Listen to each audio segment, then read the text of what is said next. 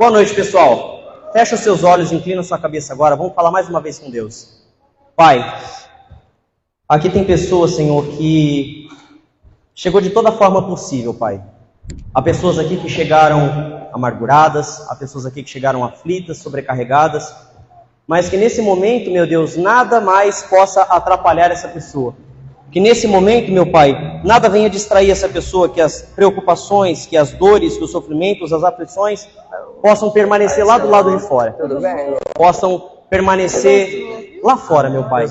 Então, abre o entendimento, abre a mente de cada pessoa que se encontra aqui. É isso que nós pedimos e desde já te agradecemos em nome de Jesus. Pode tomar o seu assento em nome de Jesus. Aleluia. Se você trouxe a tua Bíblia aí, por gentileza, abre em João capítulo 6, versículo 60. João 6, 60. Obrigado.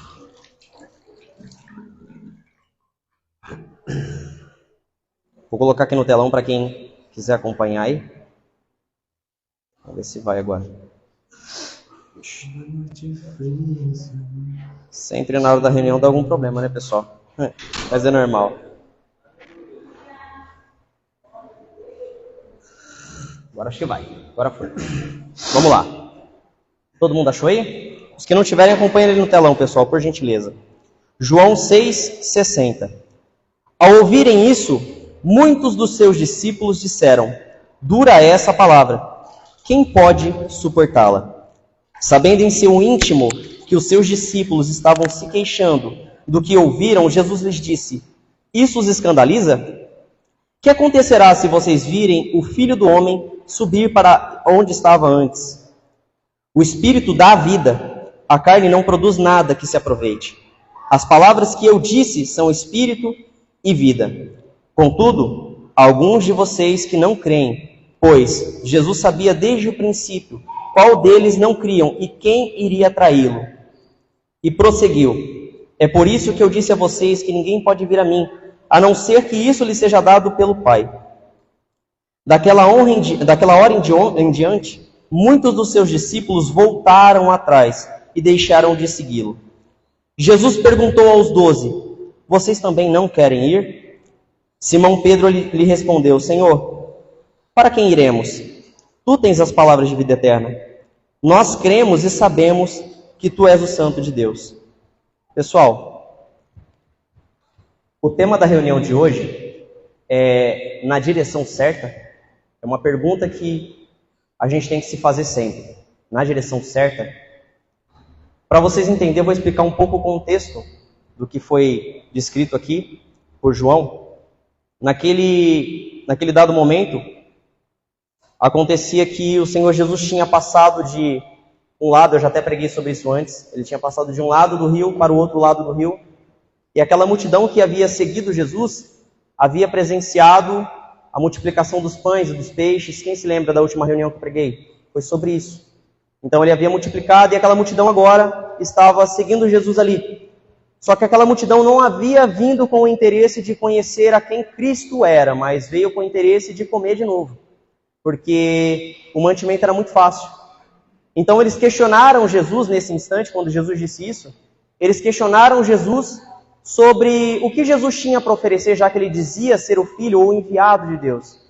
E Jesus disse que o que ele ofereceria seria muito mais do que pães, muito mais do que peixes, muito mais do que o maná que Moisés havia feito cair do céu, que na verdade não era Moisés, né? Era Deus. Então, o povo estava se questionando, e Jesus disse isso que a gente acabou de ler agora. E alguns dos discípulos que estavam com Jesus disseram exatamente...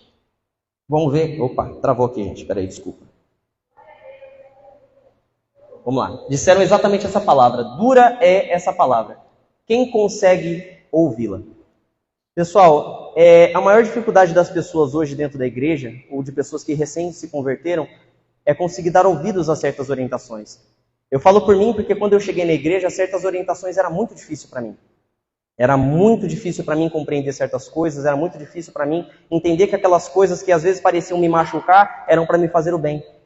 Então, muitos dos discípulos, quando Jesus começou a falar sobre essas coisas, ele começou a preditar a morte dele que ele iria morrer pela cruz, que ele iria sofrer, que os líderes religiosos iam matar ele, e que aquele que quisesse seguir ele, como em outra passagem ele disse, tinha que tomar sua cruz e segui-lo. Então as pessoas começaram a dizer, dura essa palavra, quem consegue ouvi-la? Quem consegue seguir o mesmo princípio? Eu quero, falando sobre princípio, te fazer essa pergunta. Qual o principal princípio do cristianismo? Alguém sabe qual é o principal princípio do cristianismo? Alguém tem alguma mera... Vamos participar, pessoal. Alguém tem alguma mera ideia do que seria o principal princípio do cristianismo? Ninguém? Tem? Qual seria? É uma boa. Mas esse é o principal sentido do cristianismo. A morte. Pessoal, essa é a mensagem que mais escandaliza nos 4 cantos do mundo hoje. Pregar sobre a morte. Pregar sobre a morte é algo tão duro, tão difícil de se compreender, tão difícil de muitas pessoas compreenderem, porque é algo que a gente precisava falar mais dentro da igreja. É algo que a gente precisava entender que isso é algo que vem predito por Deus desde lá do início da criação. Vamos ver o seguinte. Lá em Gênesis, capítulo 3, a Bíblia descreve que quando o homem pecou, a primeira ação de Deus para tentar apaziguar aquele mal inicial que o homem havia cometido foi o ato de sacrificar um novilho. Então, ele sacrificou aquele novilho para que o homem pudesse cobrir a sua nudez, que agora ele sabia o que era nudez, antes ele não sabia. Então a gente percebe que desde lá do início, a gente tem essa dificuldade em compreender certos princípios, porque Jesus ele já havia dito desde antes que era necessário morrer, que era necessário que os profetas vieram dizendo também que era necessário que o Filho do Homem padecesse, que era necessário que o Filho do Homem sofresse certas coisas, mas que aquilo era necessário para salvar a humanidade de alguma forma. Então, Jesus ele teve muita dificuldade, já no primeiro ato de misericórdia lá no Éden, como eu disse, Deus ele agiu com misericórdia e sacrificou aquele animal. E a morte foi algo muito eficaz na pregação de Jesus em seu ministério terreno. Mas desde o princípio dessa jornada, ele teve dificuldade com os que o ouviam. Como descreve lá em Mateus. Quando Jesus fala sobre a morte, ou como ele padeceria na cruz, e Pedro chama ele à parte e fala, Senhor, não fala essas coisas a teu respeito, porque não é verdade isso. Não vai acontecer isso com o Senhor. E Jesus olhando para Pedro falou, arreda Satanás, porque você não entende das coisas dos céus, você só entende das coisas da terra. Então, o que eu quero levar você hoje a entender, a compreender, é a necessidade de você entender o que significa a morte dentro do ambiente cristão. Então, diante desse relato, onde está a morte? Em tudo que a gente prega ou vive dentro da igreja. Está aí a resposta. Em todo lugar, ou pelo menos deveria estar lá. A morte deveria ser algo que deveria estar no nosso viver? A morte deveria ser algo que está no nosso comportamento? A morte deveria ser algo que está no nosso pensamento, no nosso agir, no nosso se comportar. Mas às vezes a gente está tão preocupado com N outras situações que o que realmente precisa acontecer dentro de nós, que é a morte do velho homem, que é a pregação da morte, é a pregação de uma nova vida em Cristo, isso é algo que é ineficaz dentro da igreja. Isso é algo que tem sido muito difícil. E eu digo isso, pessoal, porque eu vou começar a tratar agora, em cima desse tema, sobre um tema que é mais dolorido ainda. Porque antes você não saber o que é morrer, mas o pior é quando você já sabe o que é morte em Cristo e você não vive. Esse é o pior dos problemas. Vamos continuar nosso estudo aqui. Quando a gente adquire uma virose ou algum tipo de vírus, qual é a primeira reação do nosso corpo para combater? Alguém sabe? Ninguém sabe? A primeira reação do nosso corpo é a febre.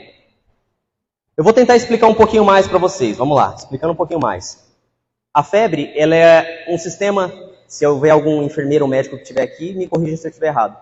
É um sistema natural do nosso corpo que, quando ele adquire um vírus, uma virose ou um corpo estranho, ele superaquece o nosso corpo, acima do natural, acima do normal, para que aquela virose, para que aquele vírus, de alguma forma, seja expelido ou saia do corpo, ou até não sobreviva. Porque, dependendo do vírus, ele não sobrevive a alta temperatura. Então, o nosso organismo, por si só, ele reconhece isso, ele entende isso, então ele superaquece o nosso corpo para que aquele vírus e aquela virose saia do nosso corpo de alguma forma, certo? Então, esse é o primeiro princípio que acontece quando a gente adquire algum tipo de doença ou virose. Qual é a primeira forma de constatação da morte de uma pessoa após a perda de pulso? A perda de pulso, pessoal, é a perda dos batimentos cardíacos. Alguém sabe qual que é a primeira manifestação após a perda de pulso? Ninguém. Ninguém imagina, ninguém pensa. Perca de temperatura. É a perda de temperatura. Você reconhece quando já não há mais vida no corpo de uma pessoa após a perda de batimento cardíaco? Que aquela pessoa começa a ficar gélida, ela começa a ficar gelada. É ou não é? A temperatura que normalmente era 35, 36 graus, o corpo natural daquela pessoa já passa a diminuir. E cada vez vai ficando mais gelado. Por quê? Porque aquela pessoa já não tem mais vida dentro dela. Mas, Abimael, mas por que você está trazendo esse relato científico para dentro da igreja para dar conceito à sua pregação? Vamos lá, vamos ler comigo ali. Os dois extremos. O febril que não expele o corpo estranho e o gélido que já não possui mais vida. Esses são os dois extremos que a gente tem hoje dentro da igreja. E eu queria que, desse momento até o final, você pensasse e reconhecesse qual dos dois você se encaixa. Aquele que está gelado, que já não tem mais vida há muito tempo, ou talvez nunca teve, ou aquele que está superaquecido na sua alta espiritualidade, que já nem percebe quem está do lado e muito menos sente a dor do próximo. A sua alta espiritualidade está o matando, porque, como muita gente sabe, a alta temperatura que a febre causa no nosso corpo, ela causa convulsão. E a convulsão não controlada, ela causa também uma morte. Então esse é um sério problema que a gente tem dentro da igreja hoje, a alta espiritualidade de muitas pessoas que às vezes se acham tão santas, confundem o parâmetro de santidade que a Bíblia prega e usurpam em outra coisa que eu nem sei o que se trata. Mas dizem ser santidade, dizem ser santificação. Então eu quero que você pense hoje em qual direção você está seguindo. Daquele que já não aquece mais? Ou daquele que aquece de tal forma a afastar aqueles que apenas precisavam se aquecer um pouco? Tem uma frase que eu gostaria de deixar para vocês, que é essa frase aqui. Mas enquanto vocês acharem que só o fogo mata, vão descobrir da pior forma que o frio também queima. Temos um irmão aqui entre nós que trabalha com a mesma parte biológica que eu, que é o Rodrigo. Ele mais do que ninguém pode dizer comigo que quando o gelo é de alta temperatura, principalmente o gelo seco, você não consegue entrar em contato com ele, porque ele causa queimadura de 3º grau. Estou errado? Então, o que isso quer dizer para a gente que está dentro da igreja hoje, pessoal? Tem muitas pessoas que estão sentadas dentro desse banco, vêm todo santo domingo, toda santa quarta-feira, toda santa sexta-feira, ou os dias que tiverem cultos. Essa pessoa se assenta, ela ouve, ela escuta, mas da mesma forma que ela entra, ela sai. Da mesma forma que ela chega aqui, ela sai. O pensamento não mudou, a ideia não mudou, a vida não mudou. Às vezes a gente chega em certas determinadas situações que algumas pessoas procuram ajuda pra gente e falam assim, olha, eu estou passando um problema tão grande na minha família, no meu casamento, estou passando um problema tão grande com meu filho, com N situações no meu trabalho, e algo que eu estava dizendo para o pastor ontem, um pouco mais tarde. Às vezes a gente não para pensar que as pessoas que estão ao nosso lado, ao nosso redor, só querem um exemplo de cristão. Às vezes você chega numa pessoa, você fala para ela sobre a Bíblia, você fala para ela sobre o cristianismo, e sabe o que essa pessoa pensa? Para ser igual a esse daí, prefiro nem ser. Então, quando aquelas pessoas começaram, naquela passagem que a gente acabou de ler, elas começaram a reclamar falando, nossa, essa palavra é muito dura, quem pode ouvir? Muitos começaram a virar as costas, muitos começaram a deixar de seguir a Cristo, muitos começaram a deixar aquela multidão e voltar para os seus lares, voltar para a sua vida. Talvez é o que alguns vão fazer aqui hoje, ou talvez alguns que estão aqui vão dar ouvidos a essa pregação e vão falar assim, não, cara, para mim já deu. Para mim já deu. A pergunta que às vezes Cristo está fazendo para a gente hoje é, você também não quer sair não? A porta está ali. Você não quer ser como esses não? Esses aí ouviram e falaram, cara, não é para mim não. Essa vida aí de morte, de sofrimento, irmão, desculpa, não é para mim. Será que você não está como esses? Será que se Jesus olhasse para nós hoje, assim como ele olhou para Isaías, e falou assim, quem enviarei em meu nome? Será que qualquer um de nós que estamos aqui teríamos a capacidade suficiente de olhar para Cristo e falar assim, envia-me a mim? Será que alguém de nós teria essa capacidade? Eu quero que você pare para fazer uma análise introspectiva dentro de você mesmo, porque é como o apóstolo Paulo orienta na carta aos Coríntios, examinai-vos a vós mesmos. Examinai-vos. Qual foi a última vez que você se examinou e qual foi a última vez que você mediu a sua temperatura espiritual? Se é que isso existe. Há quanto tempo você já não sabe o que é falar com Deus em casa? Há quanto tempo você já não sabe o que é partilhar de uma intimidade, se é que um dia você teve? Talvez o dia que você chegou aqui dentro da igreja, a sua mentalidade era uma só: eu quero atar um relacionamento com Deus, cara. Eu quero mudar a minha vida, eu quero mudar a trajetória da minha vida até aqui, sabe? Eu quero ser alguém diferente. A pergunta que eu te faço é: cadê essa pessoa? Cadê essa pessoa? Onde é que ela foi parar? Em qual curva da vida, ou em qual curva do seu ministério, ou da sua frequência na igreja, essa pessoa que tinha um interesse por Cristo se perdeu? Sabe, eu estava até conversando com o pastor e com a pastora esses dias. A gente vê tantas pessoas dentro da igreja hoje pregando o evangelho, que eu não sei nem se eu posso chamar aquilo de evangelho. Pessoas dizendo que nós somos tão iguais a Cristo, que nós somos tão iguais a Cristo, mas tão iguais que somos tão justos quanto Ele. Misericórdia. Eu vejo pessoas pregando aí fora aí sobre um evangelho que fala que não há mais pecados em nós. Misericórdia. A única coisa que eu peço por essas pessoas é misericórdia. Só que às vezes, mesmo que inconscientemente, muitos de nós têm seguido esse tipo de ensino. Muitos de nós. Temos dado ouvidos, como disse a carta de Timóteo, 1 Timóteo, a líderes que a gente mesmo coloca na nossa orelha, no nosso ouvido, que nos ensinam balelas e usurpações da palavra de Deus que a gente ouve. Se você pegar hoje o fast food espiritual que tem na internet, você pega lá um vídeo no YouTube e você assiste uma palestra, e aquela palestra te faz chorar a prantos e prantos e prantos. Mas a pergunta que eu te faço é: quando acaba aquela palestra, quando acaba o pranto, quando acaba o vídeo, os 30 minutos de vídeo, aquela palavra te transformou em um cristão de verdade? Nós estamos falando aqui, pessoal, de pessoas que foram entregues à morte, mártires do passado, que se entregaram à morte, não tiveram medo. O Senhor Jesus mesmo uma vez disse que pelo justo talvez alguém queira morrer, mas pelo ímpio ninguém gostaria de morrer. Talvez se você vê alguma situação boa que você pode ajudar alguém, você até faça. Mas e por alguém que pisa no teu calo todo santo dia, você faria o mesmo? Entende como a mensagem da morte está em tudo que nós fazemos? Entende como a mensagem de morte está tanto no nosso caminhar quanto no nosso respirar?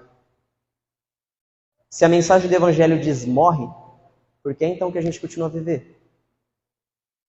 Eu não estou falando aqui, pessoal, para você sair ali, pegar uma corda e se enforcar. Não é esse tipo de morte, não, pelo amor de Deus. Não é esse tipo de morte que vai trazer alguma coisa de Cristo para você. A morte que eu falo é você matar esse teu ego tão inflamado, tão inflado, a ponto de se sacrificar um pouco pelas pessoas, de se dar um pouco pelas pessoas. Eu estava comentando com o pastor, eu falei assim, sabe qual que é a dificuldade de ser cristão? É de eu chegar em alguém do meu trabalho e falar assim, vamos na igreja comigo? A minha dureza é escutar a resposta daquela pessoa. O meu assombro talvez seja escutar a resposta daquela pessoa. Eu quero que você pare para pensar aí agora naquele seu colega de trabalho que é um cara que está precisando há 1000 anos que ele está precisando vir na igreja. E talvez você não tenha coragem por causa disso. Porque você não é um exemplo de cristão para ele. Você não tem sido um comportamento. Será que o nosso comportamento tem sido um comportamento exemplar? Será que o nosso comportamento tem sido como o comportamento de Pedro e falar assim, pai, para onde que eu vou? Para onde que eu vou? Eu não tenho mais para onde ir, a direção não tem mais direção. Só tu tens a palavra de vida. Ou será que você prefere continuar falando assim, não, Jesus, fica aqui um pouquinho, rapidinho. É como esses dias eu até estava falando com a pastora. Às vezes parece que a nossa vida é uma rodoviária. Jesus ficou no ponto e está até hoje esperando o ônibus dele passar. Mas toda vez que o ônibus chega, está lotado. Toda vez que a oportunidade chega, Jesus faz sinal para aquele ônibus da sua vida ali. Fala, não dá para entrar aqui, não tem lugar, né? Está ocupado demais. Quem tem sido você? O do ego inflado? Super espiritual? Ou aquele que está morto há muito tempo e já não sabe mais o que é ter pulso, o que é ter fôlego de vida? Essa noite eu quero convidar você a raciocinar e a sair daqui não como uma palestra qualquer. Hoje a gente não está nem com fundo musical, porque eu não quero atar em você um sentimentalismo barato. Porque eu sei que se eu atar um sentimentalismo barato, como tem muitos pregadores aí fora, você vai sair daqui e aquele sentimento vai, na terça-feira já vai ter ido tudo pro ralo. O que eu quero que você pare para pensar é o que me trouxe e o que me levou a ser cristão. Ou pior, o que me levou a deixar de ser cristão.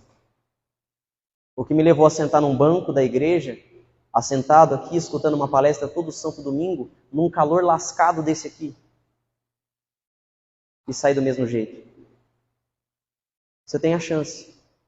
Você tem a oportunidade. Eu fui fazer ontem uma célula. Eu até falei com o pessoal que estava lá. A gente não sabe qual vai ser o nosso último suspiro. A gente não sabe se a gente vai dormir nessa noite e acordar amanhã para trabalhar. A gente não sabe se a gente vai ter tempo para pagar aquele boleto que está atrasado. A gente se preocupa com tantas coisas, mas a pergunta que eu te faço, a tua preocupação em Cristo, como é que tá? Tá ok? Tá tudo em cima? Tá tudo em pé? A tua preocupação com relação ao Evangelho, qual foi a última vez que você pediu perdão a Cristo e falou assim, Pai, eu me arrependo? Me arrependo da mentira, me arrependo do pecado, me arrependo da promiscuidade, me arrependo da prostituição, da maledicência, da depravação. Me arrependo da mentira que eu contei, da atitude condenável que eu dei para os meus irmãos em Cristo. A gente tem caso de pessoas que estavam dentro da igreja que só precisavam ouvir uma palavra de salvação. E tudo que elas escutaram foi condenação. Condenação. De pessoas que estavam com seu ego tão inflado que não viam a dor da pessoa que estava do lado. Ou pior, pessoas que foram até um dia acesas e hoje estão tão fora do braseiro que já nem sabe mais se é cinza ou se ainda é carvão.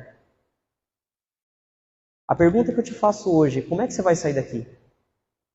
Como vai passar a ser o seu relacionamento com Cristo de hoje em diante, desse dia para frente?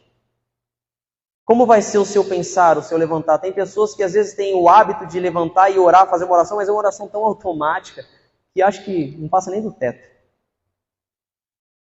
Às vezes tem pessoas que já não sabem nem o que é orar mais. Está lá, vai para o trabalho, volta do trabalho, deita, dorme, acorda, come, faz tudo. E nem sabe, nem sequer olhou para Jesus e falou, Pai, o Senhor estava aí? O Senhor estava aí o tempo todo me observando? Dura essa palavra. Quem pode suportá-la? Quem pode ouvi-la? Se você não estiver disposto a tomar a sua cruz e seguir a Cristo, desculpa. O Evangelho não é para você. Se você não estiver disposto a sofrer como mártires irmãos nossos em Cristo que estão lá no Paquistão, sendo caçados e mortos, você não sabe o que é ser cristão. Às vezes é muito legal. Quem aqui assistiu o jogo da Copa? Levanta a mão, gente. Pelo amor de Deus, só eu assisti o jogo da Copa aqui? Naquele país onde você está assistindo o jogo da Copa, é um dos países que é muito discriminado cristãos. E a gente está assistindo a Copa. Entende? Enquanto tem irmãos nossos que estão lá na praça pública sendo perseguido, a gente está assistindo o jogo da Copa. Enquanto tem mulheres sendo humilhadas naquele país, porque aquele país não aceita que as mulheres tenham direitos, a gente está aqui assistindo a Copa. Entende a dificuldade? Entende o quanto o nosso padrão de cristianismo está completamente torcido? Onde é que a gente vai parar? Aonde é que a gente vai parar? Sabe, é mais fácil às vezes a gente apontar o nosso dedo e falar assim, o irmão não quer nada com nada. O cara lá, quer nem ir na igreja, mal vai na igreja, quando vai na igreja só dá problema, só dá dor de cabeça. Aquela senhora lá, toda vez é a mesma coisa, cara, toda vez é a mesma coisa. Mas você não tem a capacidade de orar por ela. Vai mudar por quê? Você não tem a capacidade de falar um bom dia, uma boa tarde, ou passar na porta dela, irmão, eu lembrei de você. Como é que você está? Como é que está a sua família? Apenas se importar. Sabe, é tão difícil, é tão difícil. Ontem a gente estava lá na célula, o rapaz falou assim, o Pedro falou, rapaz, há tanto tempo alguém não fala comigo assim, cara, me faz pensar. Eu não falei nada pro cara. Só preguei a mesma coisa que eu estou pregando para você aqui agora. Se os seus olhos se fecharem hoje, e aquele Deus que a gente chama de Pai, a gente se deparar diante dele, e naquele momento ele não for mais o nosso Pai, e sim o juiz, o que ele diria para a gente? O que ele diria para você? O que ele diria para mim? Será que ele diria, vinde a mim, entra, bendito do meu Pai? Ou será que ele diria, apartai-vos de mim, pois eu nunca vos conheci. Nunca vos conheci. Sabe, se ouvir isso de um pai humano, já é difícil, do seu Criador, eu não quero nem imaginar a tamanha dor. Então, eu te faço um convite agora, a se colocar de pé. Fique de pé, por gentileza. E eu queria convidar você que fala assim, Abimael, há muito tempo eu não sei o que é ser cristão. Ou talvez eu não tenha aprendido, nunca aprendi. Abimael, eu estou dentro da igreja aqui, cara, e não tenho nem palavras para te dizer, é só por Deus mesmo. Abimael, eu sei que lá no meu trabalho eu não dou um bom exemplo. Talvez aqui dentro da igreja eu tenha até um cargo, um título, uma posição. Talvez eu seja um colaborador, talvez eu seja um jovem, talvez eu seja alguém presente aqui dentro da igreja. Mas lá no meu trabalho, com relação ao reino de Deus, eu nunca fui presente. Nunca fui presente. Eu queria te convidar você a vir aqui na frente. E nós vamos fazer uma oração de concerto. Eu quero que você saia do teu lugar, feche os olhos, todo mundo feche os olhos agora, por favor. As luzes vão estar apagadas, é só você e Deus aqui agora. Esquece o teu marido, esquece a tua esposa, esquece todo mundo agora. É só você e Deus. Só você e Deus. Sai do teu lugar agora, você que fala assim, Abimael, há muito tempo eu não sei o que é ser cristão. Muito tempo eu não sei o que é ter comunhão com Cristo, há muito tempo eu não sei qual caminho eu tenho trilhado, qual direção eu tenho trilhado. Há muito tempo eu estou perdido, eu estou desorientado. Há muito tempo eu não sei mais como anda a minha vida espiritual. Vem aqui na frente, sai do teu lugar. Vem aqui na frente. Não espera outra oportunidade, não espera outro momento, não espera outra chance. O momento é agora, a hora é agora, o dia é agora, o momento é agora. Sai do teu lugar, vem aqui na frente, por favor.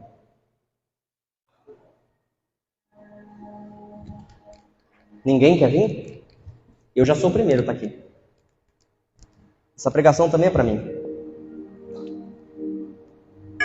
Você que diz, Abimael, eu ainda não tive meu encontro com Deus. Eu ainda não fui batizado com o Espírito Santo. Vem aqui na frente também. A gente vai orar por você. Você que precisa de ajuda, não familiar, mas espiritual. Você que fala assim, Abimael, cara, eu quero ajuda. Eu não sei te explicar o que está dentro de mim, eu não sei te explicar o vazio que está dentro de mim. Eu não sei te explicar a dor que está dentro de mim, mas eu preciso de ajuda. Vem aqui na frente.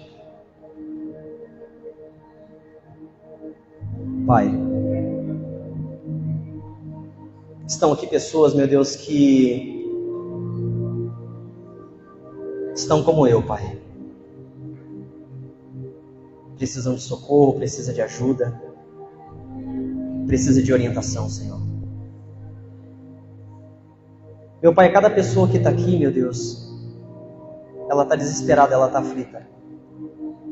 Eu chamei aqui na frente, meu Deus, pessoas que não conhecem o Senhor, que nunca tiveram uma experiência contigo. A Tua palavra diz, meu Deus, que só a sombra dos discípulos no passado faziam com que demônios fossem expelidos, que somente uma oração daqueles homens, aquelas pessoas fossem cheias do Espírito Santo. Faz o mesmo com essas pessoas agora, Pai. Faz essa pessoa conhecer ao Criador do Universo como um dia eu conheci. Faz essa pessoa ter uma experiência íntima e pessoal, meu Deus, a ponto de ela dizer, não viva mais eu, mas Cristo vive em mim. Senhor, um dia eu cheguei desesperado desse jeito na igreja. Um dia eu cheguei, meu Pai, com meu coração em frangalhos, despedaçado, não tinha um norte, não tinha uma direção. Meu Deus, mas hoje o Senhor me colocou aqui. O Senhor sabe da minha capacidade, ou pior, da minha incapacidade de ser cristão. O Senhor sabe da minha mediocridade. O Senhor sabe, meu Deus, da minha falácia, porque às vezes eu encho meu peito para falar palavras bonitas, mas talvez eu não saiba praticar. Coloque a mão no seu coração agora. Você que está aqui na frente, você que está no seu lugar, coloque a mão no seu coração. Fala com Deus aí com as suas palavras agora. Não dependa da minha oração. A minha oração é apenas uma ferramenta breve para que você consiga entender qual o sentido dessa pregação. Pai, nós não temos para onde ir. Se essa pessoa está aqui, ela não tem para onde ir. Se essa pessoa está aqui, meu Deus, ela não tem para onde ir. Ela já está cansada do sofrimento, ela já está cansada do vazio, ela já está cansada da dor, ela já está cansada do desespero. Meu Pai, ela está cansada de pregar um Deus ao qual ela não conhece, ela está cansada de viver um evangelho ao qual ela não presencia dia e noite dentro de si. Meu Pai, estamos cansados, Senhor, cansados, mas não temos para onde ir. Há pessoas que estão aqui frias, vazias, gélidas, mortas. Há pessoas que estão aqui, meu Deus, no seu auge de espiritualidade e nem sabem que há muito tempo estão longe do Senhor. Meu Pai, livra-nos de ser estes. Livra-nos de ser estes. Livra-nos da morte espiritual, Senhor. Livra-nos do sofrimento eterno, meu Pai, de nos encontrarmos diante do Senhor e o Senhor dizer que nunca nos conheceu. Esse é meu maior medo, Pai. Esse é meu maior medo. O meu maior medo, meu Pai, não é cessar minha vida aqui e perder tudo que tenho. O meu maior medo não é perder o meu trabalho ou perder qualquer coisa que o Senhor tenha me dado. O meu maior medo é perder ao Senhor.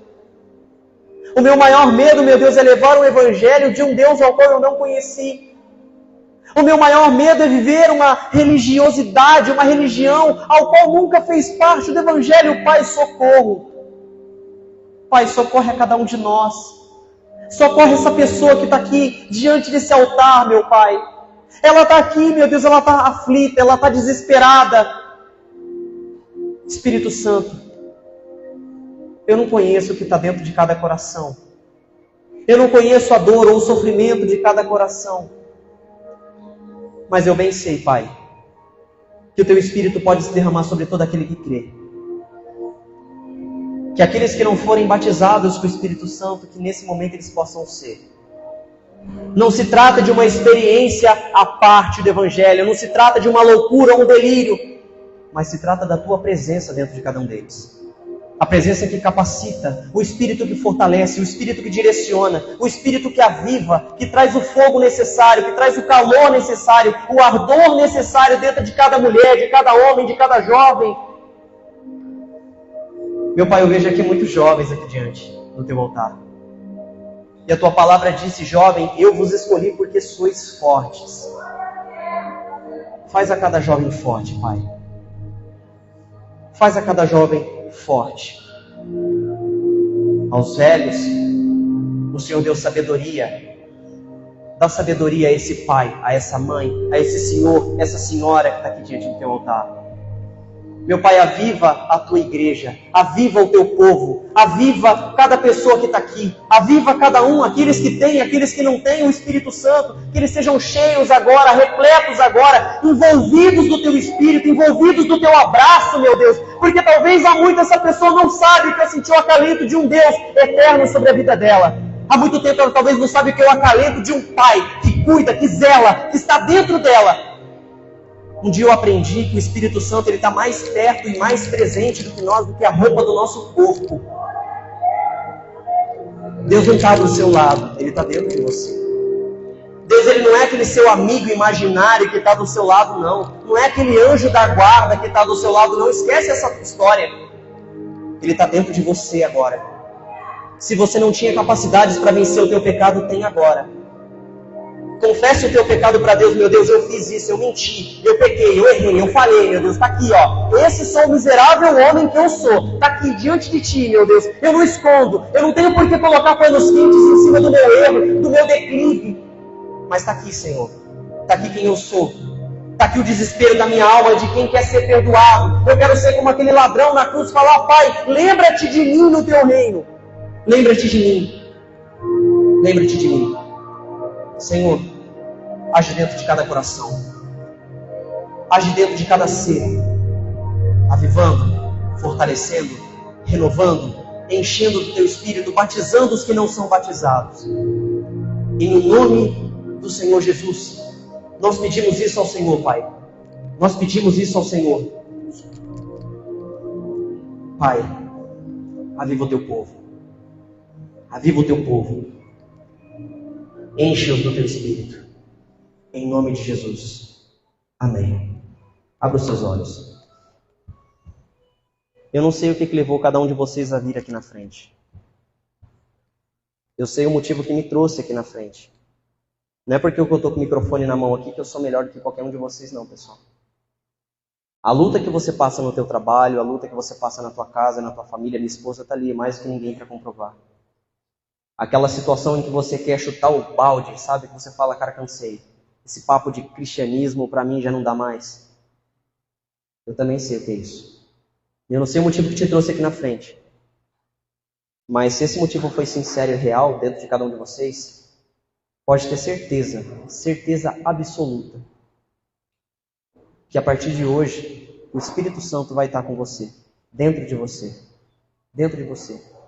Abimael, mas eu não senti nada. E daí? E daí? Deus criou o universo todo e você não sentiu absolutamente nada com isso. Então esse mesmo Deus eterno está dentro de você agora. Creia, apenas creia. Apenas creia. Apenas tenha certeza disso, Pai. Eu não vou sair daqui do mesmo jeito que eu entrei. Eu não vou sair daqui um vazio, um vaso trincado, roto, uma fonte podre de água suja. Mas eu vou sair daqui para ser uma nova pessoa. Amém? Volte para o seu lugar em nome de Jesus. Pode acender as luzes, por favor.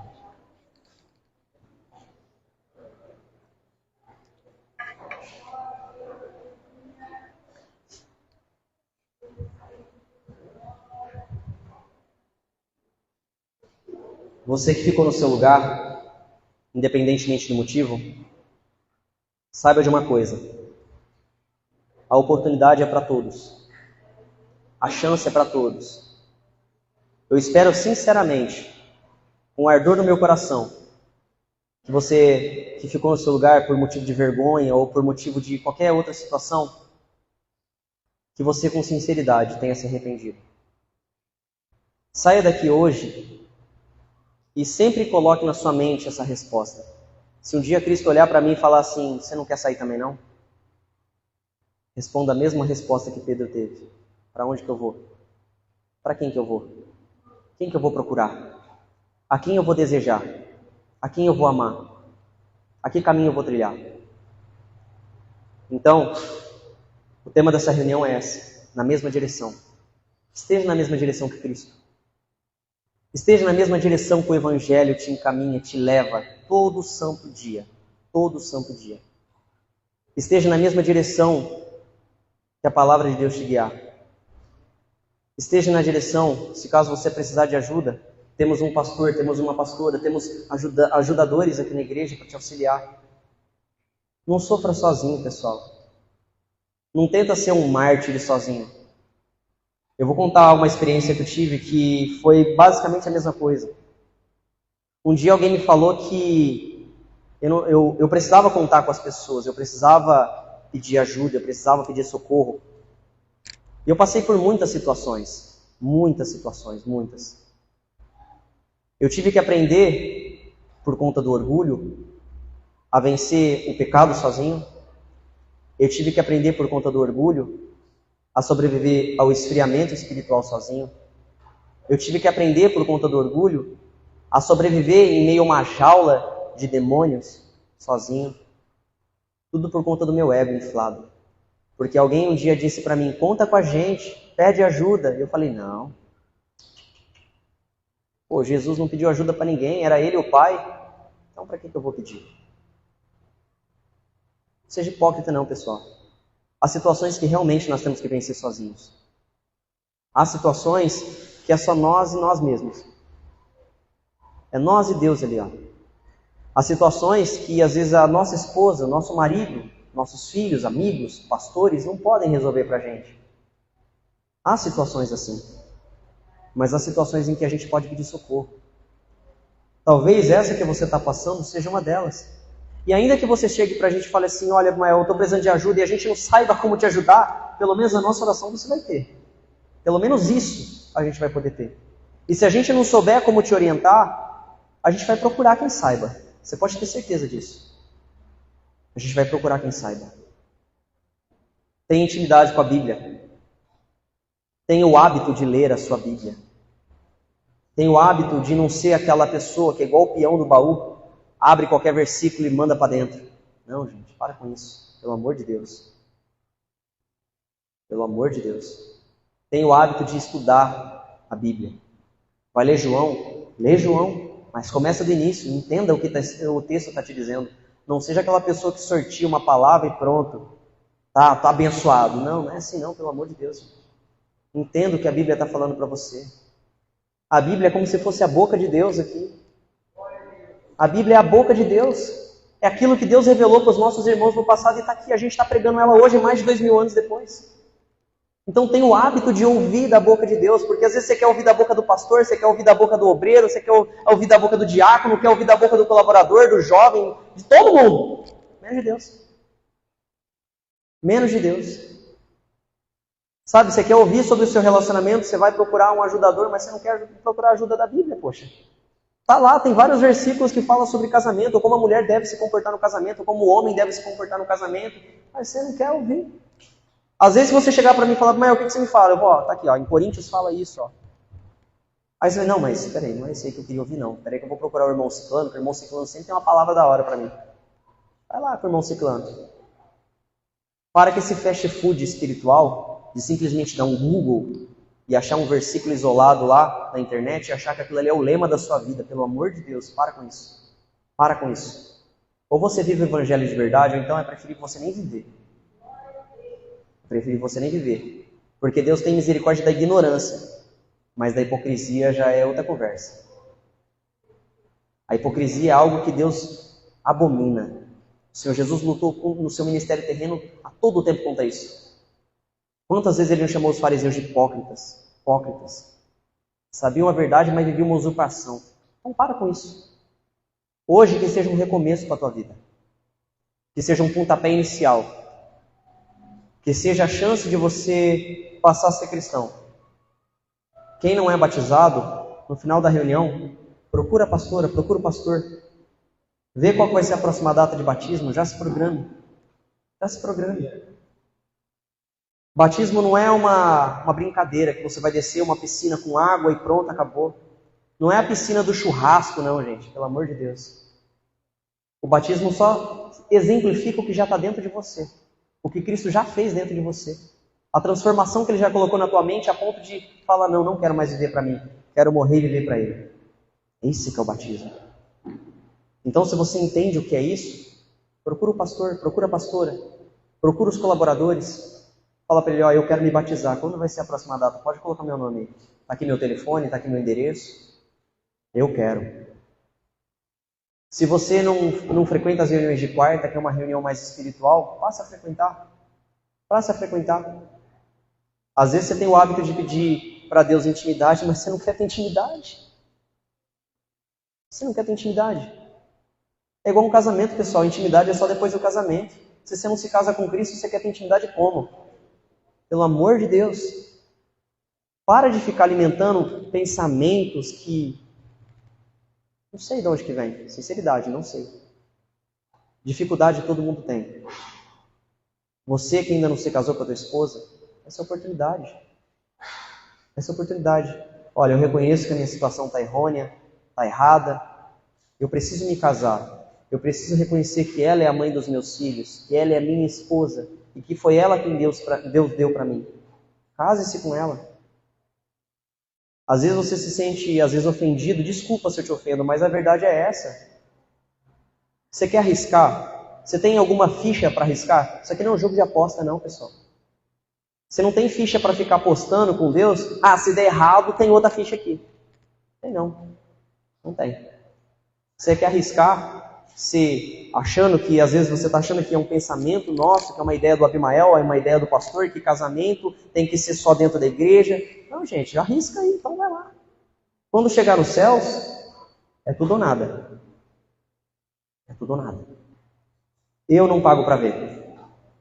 Se você quiser pagar para ver, a vida é sua. A gente vai continuar te acolhendo como igreja, a gente vai continuar te amando como igreja, a gente vai continuar pregando o evangelho para você, vai continuar te amando com todas as nossas forças. Vai fazer questão de ter você sentado no nosso banco aqui. Mas é que nem eu disse, há coisas que só você pode fazer. Há situações que só você pode mudar. Então pare para pensar nisso. A chance de conserto é essa.